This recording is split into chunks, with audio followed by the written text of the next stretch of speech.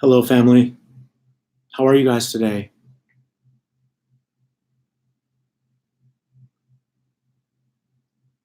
I'm really happy to be on with you guys. I've had an amazing day so far. I woke up, I did a couple readings, went to the gym, and it's only 1:30 here, so I feel very accomplished. All in a state of empowered flow. This quote came to me this morning that was like, being a dot, which is how I live, is being in a state of empowered flow. And there's never a shortage of creational energy when you're in that space. It's like clicking into a sweet space. And there's always an influx of more and more and more creative energy. And sometimes there isn't. Sometimes the creative energy is saying, go take a rest, go lie down, go get some sun. So again, it's a vibrational existence.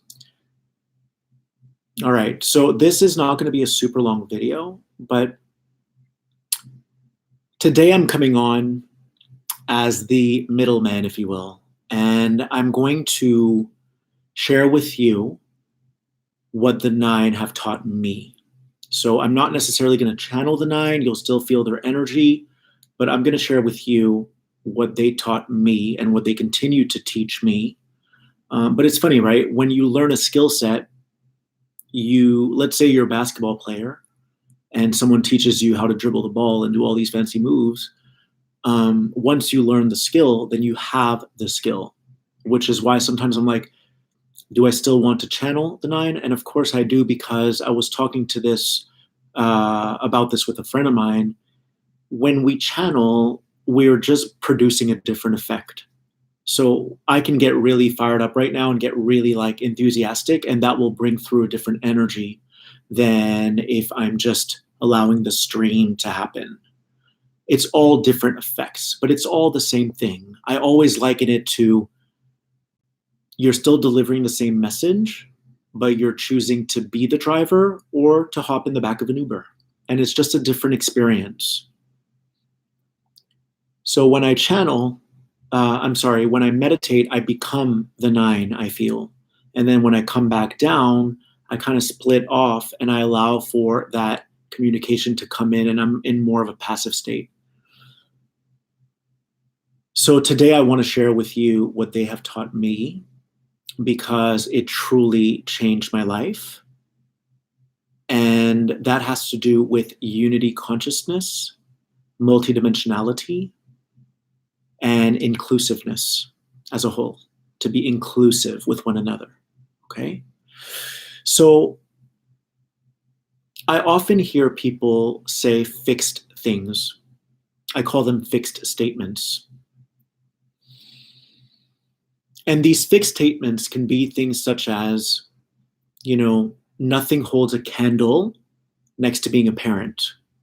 And you won't understand what it's like to be a parent until you become one, because there's nothing more transformative than that. That would be a fixed statement. You can also call it a fixed perspective. Whenever I hear fixed comments, my guides always chime in. And they show me that this can create division in the world. It can create separateness. Because what it has the potential of doing is diminishing someone else's experience. So if you say, I'm a parent and it's the best thing in the world and everyone should experience it, and that is fixed. And I'm also going to blend in law of attraction, because I told you I'm being called to really talk about law of attraction more and more and more, but the 2.0 version, not to discredit the previous version. It's just that I'm sure the teachers taught it well, but sometimes it was misinterpreted. So the message got warped. And I really have taken the time to get in tune with quantum thinking so that I can better relay what this law of attraction is about. And thank you for the donations. And thank you to everyone who's been donating for law of attraction on steroids. I really appreciate it, because this is kind of my full time now. I still do readings on the side, but I'm not doing as many webinars. So I thank you, because this is truly supporting me in what we're doing here. Okay, I have people helping me, so it helps to receive your support. And if you're not able to, I don't care. I love you. All right. So I do this because I want to. Everything that we do because there's something in it for us. All right. There's something in it for us. I love to give. So there's something in it for me just based on that. So, all right. So, what fixed statements have the potential of doing is sending people in a defensive posture because they think it's the only way. It's like when people say Jesus is the only way to the truth. That's a fixed statement. What it is that it's the most important and significant thing for you. Because based on law of attraction, you needed that experience in order to grow and expand. Now, so what the 9 will do is they will break everything down for me. But in order to do that, you need to be in an objective space, okay? You need to be in a neutral stance. Because if you're not neutral when you're reading these energies, your ego will distort the message. Your ego will distort the download. So let's say you hear someone say, you won't understand what it's like to be a parent until you do it. If your ego hijacks you in that moment, then you're not going to be able to decipher all the other messages that are coming in at the same time.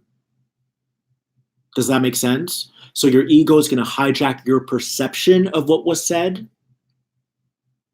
And then you're going to walk away and say, can you believe she said that to me? Or can you believe he said that to me? Which is still ego. And you're attracting that frequency so that you can eventually bring resolution to that. Okay? So from that perspective, it would stand to reason that this person said this so that you can eventually resolve that frequency. But most of the time, fixed statements are going to throw all of us off. And I'll tell you why. Because they feed duality, which is why I titled this video, Fixed Statements Feed Duality. Fixed directly connects to the 3D grid. Fixed means I don't see any perspective but my own. Fixed means I know the way. 5D, the crystalline grid, is like, that's true. I'm sure that being a parent is super transformative. And it's also true that perhaps you needed that experience because you weren't pouring into yourself before. Maybe you hadn't learned how to parent yourself. Maybe you weren't being supportive to your friends. And so when you became a parent, there was a stark contrast before what you used to access and what you're accessing now, which is why you're feeling so exhilarated. But exhilaration can lead to ego because then you think, oh, this is the only way. All right. Another perspective that would also be true is you didn't need that experience. You wanted to have that experience. So as a conscious being, or I should say as a being who is making a conscious choice, because it doesn't mean you're conscious. If you're giving a fixed statement, it means you're still somewhat unconscious. And I mean that with the utmost love, okay? You were a being who made a conscious choice to become a parent. Maybe you just wanted to do that. Maybe you felt a calling to do so. Chelsea, thank you so much. That's very generous of you. Thank you. And so you were a being, you made a choice to become a parent. So that's also true. You didn't need it per se, because if I say you needed it, that's also offensive because it's a fixed statement. So what the 9 have taught me is to kind of be like a protractor in geometry class. Remember, in math, we would have the protractor. You stick it in the middle. We can liken this to the 0-point field. And then you can go all around 360 degrees, but you're always in the 0-point field. So 0-point field is very much akin to being in a neutral space. So from one perspective, you needed that experience because you weren't vibrating at that level yet. And what this experience afforded you is to feel the love that you weren't giving yourself before, or that you weren't giving others before. So it's an experience that you needed to have that may not be applicable to someone else, you see. So unity consciousness encompasses everyone. It's like, hey, I just had a child and it's really changed me. I've learned this and I've learned this and I've learned that. Or I've reinforced that I'm this loving being. You're speaking for yourself. You're not speaking for others. When you say things like, you won't understand, that's still pointing the finger. It's not helping the planet heal. It's not helping humans heal. So if you say to them, well, I was your catalyst when I said that and you got reactive, so you need to deal with that, that would be true, but it's not always true. Because those statements will always knock people out of their center because they're not coming from a centered place. Woo, I love that. Woo! I love when I get these downloads when I'm talking. That's why I always do readings. I'm kind of like a stand-up comedian, like Chris Rock, that will keep going back to stand-up comedy because that's where I learn the most. So my readings are where I learn the most. So I'll never stop doing them. I love readings. So certain comments will always throw people off because they're not coming from a heart-centered place. It's like a slap on someone's aura. It's like, I know more than you. Let me show you who's the boss. Let me make you feel small. Okay? It has that energy.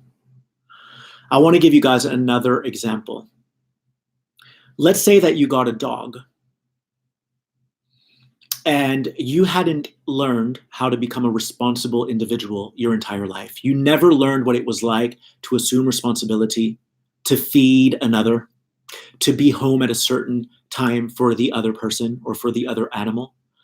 Well, that dog that you got, did you necessarily need to get it? No, you didn't.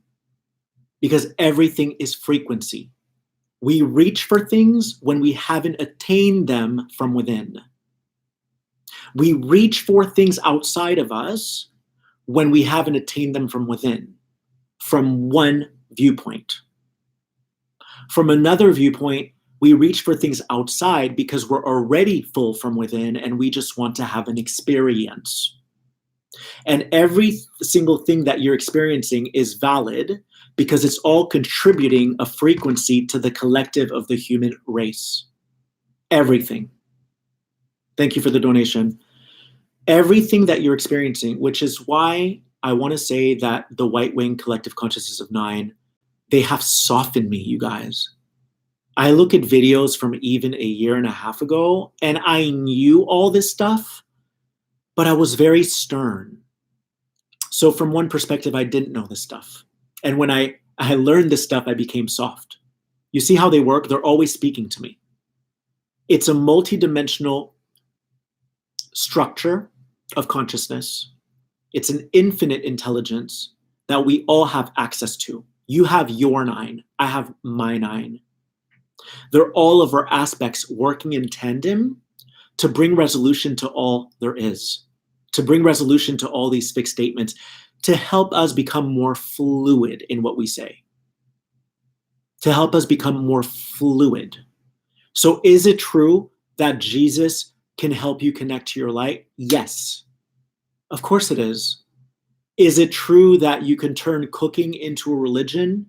And while you're cooking, you're very present with everything that you're doing? That's also true. Because it's going to be dependent upon the beliefs that you hold and the intent that you set. If you set a strong intention that when you see a piece of garbage outside, you're going to pick it up. And as you pick it up, you're going to bring more consciousness onto this planet. You're going to clean up the mess that we did, that we created. That has a lot more oomph than if you just pick it up and you're like, and you toss it away. It's still a very nice act of you, by the way, to pick it up from the street. But your intent dictate the outcome of what you're generating out there in the cosmos, in here. It sends a ripple all the way in, across the lines of time. And I did a video the other night where I talked about how it's so imperative that we never discredit anyone's perspective. I've heard spiritual teachers in 2019 make statements like people who have guides are fragmented. They haven't become embodied yet. And once you become embodied, you become your higher self, and then you don't need guides. All right. I've heard those statements before. It is true from one viewpoint. But if it's fixed and you're like, oh, you're fragmented, that's going to be insulting or disrespectful or dishonoring of someone who legitimately hears their grandmother, of someone who legitimately hears other angels. So energy travels along the lines of time. And I had given this example where you can have a spiritual teacher in 2019 say things like channeling means that you're fragmented and that you haven't become fully embodied yet. And then you can have a channeler that was incarnate in 1920, and they were getting bombarded by psychic attacks at the time. But those psychic attacks can be coming from someone in 2019 right now. Because every time we make a fixed statement and we're not fluid in what we share, we're not elastic, it harms other people on different timelines. I know that's a very advanced concept, and I'm sure I'll do another video about that. But if I said that, I'll just give you an example that I've heard in the community. Being psychic is outdated. I would never say that. I've heard it. The reason I would never say that is because that energy of what I just shared is going to travel into the future, into the past. It's going to dishonor people who are psychics, and they may not understand why they're receiving attacks psychically, but they're receiving attacks psychically by someone who's a proclaimed spiritual person. You see, psychic attacks can come from many, many, many places, from many directions. And sometimes the most spiritual people can be of the most harm to other spiritual people, which is why let's leave the field open. Let's be open and let's honor what people are going through, because you never know what they're going through. Your story is unique to you. My story is unique to me. We all have an X-Men origin story, right? Mine happens to be that I was misdiagnosed bipolar at 22. I was sent into psych wards, and I got in tune with my brain power. And then I had to go on a journey to believe that I can overcome being on medicine, because I was on very heavy meds for 5-6 years. It was horrible, but it wasn't horrible from the perspective where it shaped me and I know who I am now. But we all have our origin story, and one isn't more special than the other. They just are. They're just stories. And they're what we needed. So going back to the example of the person who gets the dog, they might adopt a dog. They learn now how to feed their dog. And they may say, getting this dog is the best thing you could do in your life. When what they're saying is getting the dog was the best thing I could do for myself. Because maybe I wasn't assuming responsibility before. Maybe when my friends asked me to babysit their dogs or to house sit their dogs, I wasn't willing to do that. And so I needed this dog to be my catalyst so that I can step into the shoes of what it's like to be mature and responsible. So what the 9 would show me is, did you need the dog? From one perspective, yes, you did. That dog was the catalyst. From another perspective, you didn't need the dog. It was just a frequency that you needed to access from within. Once you access these different frequencies, all right, you can call it timeline jumping if you want. I call it being a quantum grasshopper. I timeline jump, all right? So timeline jumping enables you to integrate aspects. And once you integrate those aspects, then you don't need that physical experience. A simple example. Say that you don't know how to love yourself and you want a romantic partner who's going to love you, but you don't love yourself yet. Is that possible? Of course it is. But the thing is, you don't need that partner to come into a greater measure of self-love.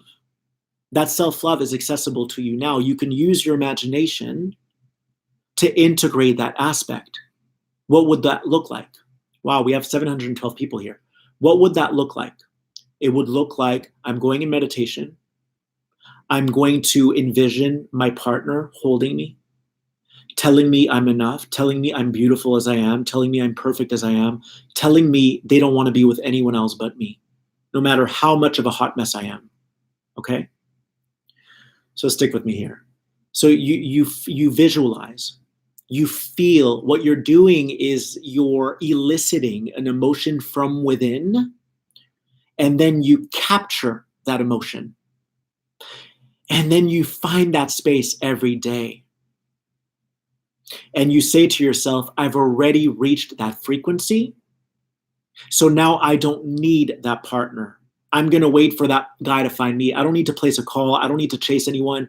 I don't need to do anything to step out of my alignment to go find that, because I'm already working with it. And from another perspective, I've already met this person and they're working with me spiritually. All right. So I'll give you an example that pertains to my case, to my situation.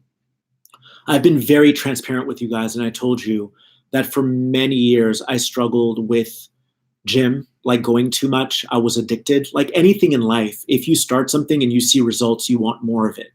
Okay, you wanna keep gobbling it up. That's our propensity as humans. We see results, we want more. And I've seen a lot of people who were way cute when they were chubby than when they lost weight, just being honest. But the thing is, their ego hijacks them, and now they're not satisfied until they reach a certain objective. Okay?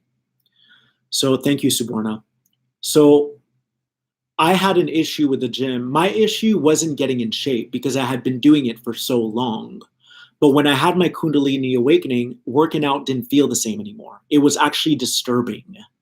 I would be at the gym and I would hear voices every 2 seconds saying, do this now with your leg, do this with your fingers, do this with this. So I was reconstructing my entire DNA matrix field while I was at the gym. So I wasn't able to just be like, yeah, let's build, let's pump this iron. I couldn't do that anymore because I had become multidimensional and I could see every single thing going on in my body all the time. I was remote viewing into every particle of my being. So obviously that's kind of annoying sometimes, right? So the thing is, I would really struggle when I skipped the gym because then I would hear voices saying, you're going to be ugly. You're not going to be, you're going to go back to the weight you were at when you were on these heavy medication for bipolar disorder. And in many ways, the gym was kind of how I rebuilt myself when I was on this medication. So it was really significant for me. It's how I restructured my reality to eventually muster up the courage to get off the meds, But it took me 5 years to go to the gym every day, kind of reinstate a certain discipline every day, right? Learn how to deal with my thoughts. And then once I felt strong in my body and I felt anchored in all that I am, I was able to take that leap and get off the medication. I got off the meds like 11 years ago. I'm good now. So I got off the med 11 years ago, but then my battle came because I still thought I needed the gym as much as I needed it back then, you see? And I have a video that's called Energy Has an Expiration Date. So that energy had reached an expiration date. Hey, Phil, the gym served you. Now you're going to keep going, but just maintain. You don't need to be hard on yourself. You don't need to be so rigid with your structure. Like, just chill. You got this. Like, you're good. So I wrestled with my thoughts because when I wouldn't go to the gym, I would panic.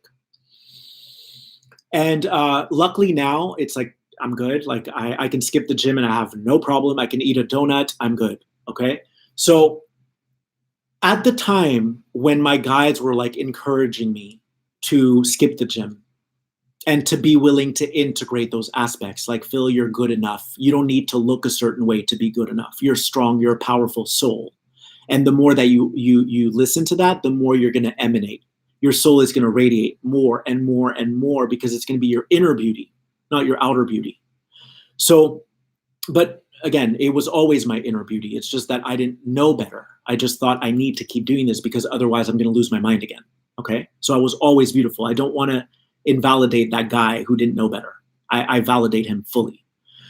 At the time they said, Phil, you're going to travel a lot with your work. You're going to be a speaker. You're going to be a spiritual teacher. And we need you to be okay with traveling to Bali, traveling to Europe, and not having a gym. And at the time I thought, I'm screwed. No way. I'm not traveling because I need the gym. I need the gym. I'm not going to travel if I don't have a gym. So I'll make this short. Okay. So From one perspective, you could say, Phil, you should have just gone for it and then healed it while you're there, right? That would be the similar example as getting the dog to learn how to love. But inside of myself, I knew I can integrate this without traveling.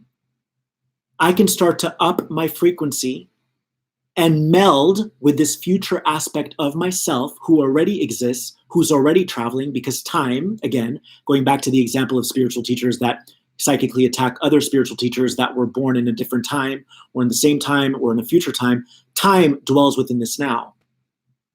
So timelines are always interacting, which is why we have to have spiritual excellence. Okay, so I already knew I was already multidimensional when I was getting this intel. And what they were saying is, you're already this other guy on this other timeline. And what I was doing was, no, I'm resisting this change. I don't want to transform. I don't want to become that guy because that guy doesn't work out as much. And that guy, he won't look like me. He's going to look different than me. And the whole time, my guides were that guy. It was not only that guy. That's a fixed statement. Okay, you got it? It wasn't only that guy. My guides at the time were that guy, the guy after that, and all of my angels and all of my guides. You can't put this in a box. It's all of it. I wouldn't be on this video if it wasn't for this shirt right now and I was naked. If I was butt naked right now, I wouldn't be on this video. Everything is a creative effort. We are doing this as a collective. I didn't make this shirt, okay? I didn't do all that. So we're always co-creating. Always. So at the time, I was very reluctant to give in and say, I'm willing to skip more days. But I did it, you guys. And on the days that I skipped, I felt this magic. And that magic was the energy of that next version of myself. It was his breath. The vision I'm getting now is he was meditating and I was the aspect of him that he was integrating. And he was the aspect of me that I was integrating. Woo! You got it? He was in a meditation on my days off, breathing love into me. Breathing. I was in his breath. Wow, this is whoa. Woo! Okay. I was in his breath. And he was in my breath. So when I would skip, I would heal. And I was integrating him and he was integrating me, and we were melding together. We were becoming one. So now if I travel, I'm like, I'm good. Is there going to be a little bit of a resistance? Probably, because I'm still healing it. Is there going to be a little bit of resistance? Probably. But overall, I've made it over the hump. So my point is, the 9 teach me, and they're here to teach you how to embrace every perspective. Rather than sequestering yourself in one box, think bigger. This is true. It has to be true because it's based on a belief. All truths are relative to beliefs and perceptions. So everything is true, you guys. Okay? Okay, I'll give you an example of how everything is true. When I say thank you for your donations, or if you'd like to donate, go to this thing, some people might say, oh, he's just wanting donations. That would be true based on your perception.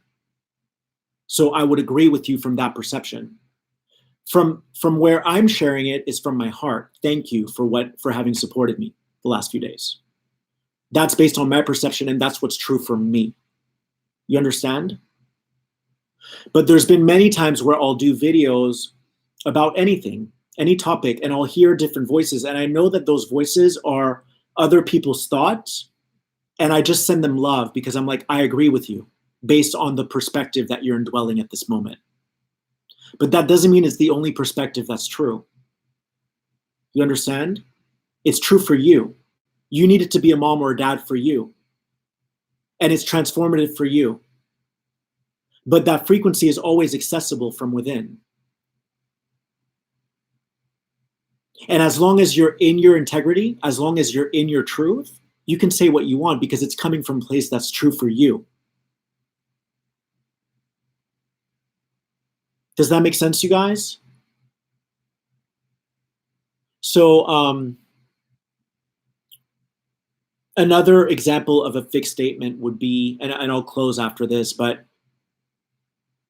I'm also culpable for this. I'm guilty of this. In the past, when I started doing readings, when people would speak, I would interject and correct them. Like, hey, don't say this or don't do that or don't say this. Where I stand now is I would let them have their moment because I was coming from a fixed viewpoint. Maybe they were just coming from their own truth and I wasn't honoring that. I don't want to say I wasn't honoring it because I've always been really in tune. So I was probably right, but maybe I didn't need to be as abrupt, if that makes sense. Maybe I didn't need to be so short. So many times you'll watch spiritual teachers things, and they're always correcting people. Don't use the word try. Don't use the word hope. Don't use the word. I say use anything you want, because it's not the word; it's the frequency that you're carrying. I use the word try all the time, but I'm not a victim, so I can use the word try. And even if you are a victim, you can use the word try. It's a matter of cleaning up your energy of what you say. And now looking back on those clients, obviously we were a match at the time, it was perfect. But looking back, I can see how maybe they were just sharing from a perspective of sharing. And my job was to just let the sharing happen. Because I was projecting that it was an issue. Maybe it wasn't an issue. You see what I mean? So my point is, let's keep it open. Let's not get so fixed in our statements, because that's going to deter us from accomplishing our missions as galactics, as starseeds, as way showers, as light workers. It's going to deter us. It's going to set you back on your journey every time. So what we want to do instead is say, my belief is linked to a dimension. My belief is linked to a paradigm. So it is true. It has to be true because otherwise it wouldn't have existed. It exists. And what's true for me must be true for another person. So we never want to invalidate perspective. But how about taking this approach instead? It's all true based on the perception that you hold. All of it. But then it's our job to go in and dissect and inspect whether or not we're projecting or not. That's our job.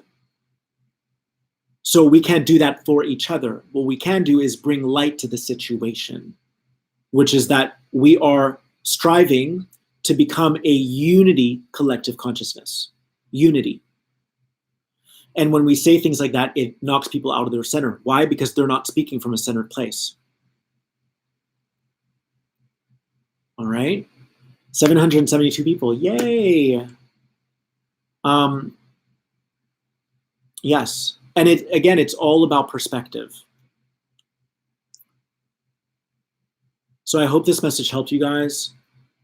Play with these different viewpoints all the time. Never get complacent. The second that something has a tinge of limitation, question it. Question it. So if I spit my truth, if I speak my truth, and you get triggered by that, is what I said true? Not necessarily.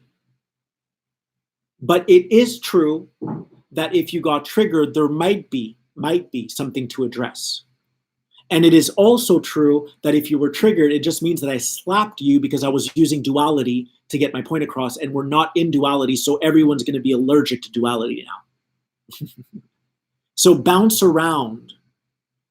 Try to include as many perspectives as you can. That's what the 9 teach me. When you guys hear me talk about the 9, that's who they are. It's who we are in our highest aspects, outside of the body, outside of time, understanding that everything correlates and everything is in this now moment.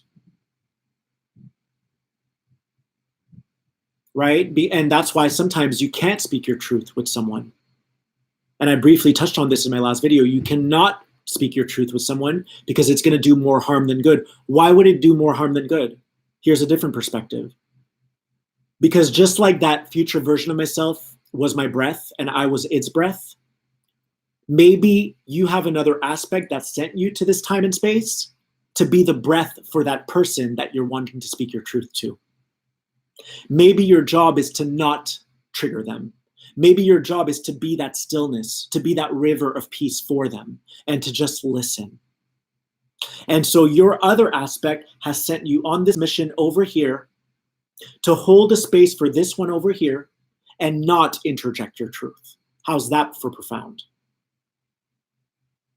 And maybe their other aspect send them in this now because they never felt safe around anyone else whenever they would share themselves and express themselves. And they wanted to attract a reflection of someone who would listen and not speak their truth. And there you are.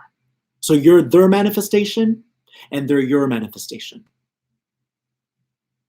I think that's a great way to close. So some of you might have to rewatch that last bit because it was a lot, but we don't always understand why we can't speak our truth. Well, I just gave it to you because there are different missions for everyone, and frequency attracts like frequency, and it all serves a greater purpose, all of it. So thank you so much for connecting with me today. For the donations, I see you, 2222, yes to angel numbers, 50 and 111, yes. I love you guys so much. If you guys have not, I thought I wouldn't be channeling the 9 today, and that's all I did. If you guys have not subscribed, please do so. That means a lot to me. You know, our goal here is to spread this message, to disperse this amazing source energy that dwells within all of us. So thank you for subscribing. Thank you for liking. Thank you for your love, for your support. I love you guys so much. I'll see you in another version of Now. This is Phil and the 9.